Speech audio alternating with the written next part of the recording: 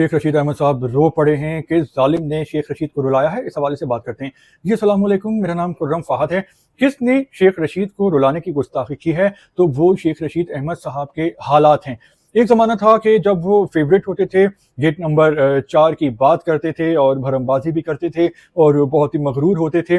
और जो लोग उनको करीबी जानते हैं वो कहते हैं कि जब जब ये इनके पास ओहदा होता था, पोजीशन, वजारत, तो इनके गर्दन में सरिया आ जाया करता था और ये बहुत ही मुतकब्बराना अंदाज अपना लिया करते थे। लेकिन अब शेख रशीद साहब रो पड़े हैं क्योंकि अब जो दुनिया का उन्होंने दूसरा रूप देखा है, क्योंकि उनके पास पोजीशन नहीं है तो उनकी सारी अकड़ निकल गई है। और शेख रशीद अहमद साहब का जो हालिया वीडियो है उसमें वो रो रहे हैं और वो बता रहे हैं कि जो 40 दिन का चिल्ला उन्होंने जो खींचा था या उनसे खिंचवाया गया था, तो उसके बाद उनकी ऐसी हालत हो गई है कि वो बहुत ही कमज़ोर हो गए हैं और उनको अब नींद भी नहीं आती है और नींद लेने के लिए उनको नींद की 2-2 गोलियां खानी पड़ती हैं। तो देखिए, उन्होंने इमरान खान साहब के जो मोहब्बत में या अपनी कुर्सी की मोहब्बत में उसी इस्टेब्लिशमेंट को नाराज़ कर लिया जिसके बलबूते पे वो इतने अरसे सियासत में रहे थे, क्योंकि उनकी ज़ाती परफॉर्मेंस तो कुछ ऐसी ख़ास है नहीं।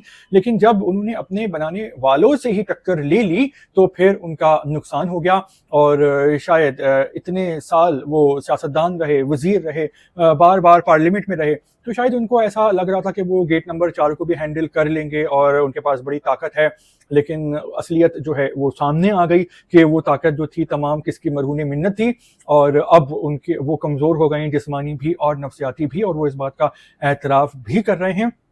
और अब वो शेख रशीद नहीं हैं जो मिनिस्टर होते थे तो एक उनका रोब होता था और वो बहुत ही गरज बरज के बात करते थे और लोग कहते थे कि वो बदतमीज़ी भी करते हैं। अब वो एक अलग ही शेख रशीद है जो कि एक बिल्कुल आम सा इंसान है और उनकी सारी टोन और अंदाज और अतवार बदल गए हैं। तो भाई इस वाक़े से हम सबको ये सीखने की ज़रूरत है कि चाहे ये दुनिया हो, ये ज़िंदगी हो, ये ओहदा हो या पैसा हो, ये वक्ती होता है। ये किसी भी इंसान या ख़ानदान या बरादरी या मुल्क और कौम के पास हमेशा नहीं होता। और फ़र्द, कौम, ज़ात, बरादरी और मज़हब के जो उरूज व ज़वाल हैं वो आते रहते हैं मुख्तलिफ दौर में। तो इंसान को गुरूर नहीं करना चाहिए, क्योंकि जब इंसान गुरूर करता है तो वो ऐसे फैसले करता है, ऐसे रिएक्शन देता है कि वो खुद ही अपने आप को तबाही के रास्ते पे ले चलता है और अपना नुकसान करता है।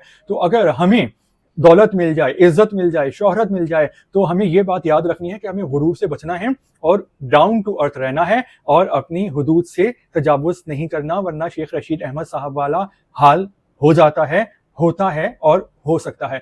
तो शेख रशीद अहमद साहब की जो हालत है इस पे अगर आप कुछ कहना चाहते हैं तो आप अपनी कमेंट्स कीजिए, क्योंकि एक ज़माना था कि जब शेख रशीद अहमद साहब मुस्लिम लीग नून के दुश्मन थे और वो बहुत सख्त ज़बान इस्तेमाल करते थे नून लीग वालों के लिए। लेकिन अब देखें कि आज पंजाब में वज़ीर आला मरियम नवाज़ साहिबा हैं, नून लीग की जो प्राइम मिनिस्टर हैं वो शहबाज शरीफ हैं। नवाज़ शरीफ साहब खामोश हैं लेकिन उनकी बड़ी वैल्यू है अभी भी मुस्लिम लीग नून में और हमेशा रहेगी।